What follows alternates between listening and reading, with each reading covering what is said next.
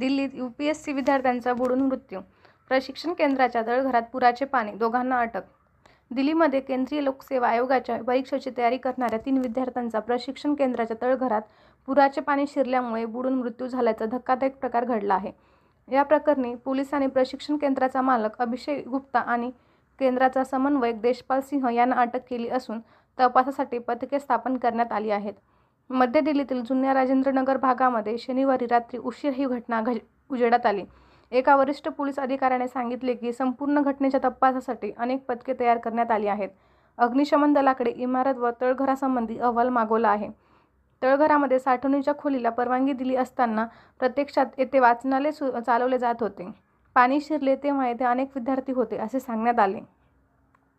राजकीय आरोप-प्रत्यारोप. दिल्ली भाजप प्रमुख वीरेंद्र सचदेव आणि नवी दिल्लीच्या खासदार बासुरी स्वराज यांनी घटनास्थळाला भेट देऊन आप सरकार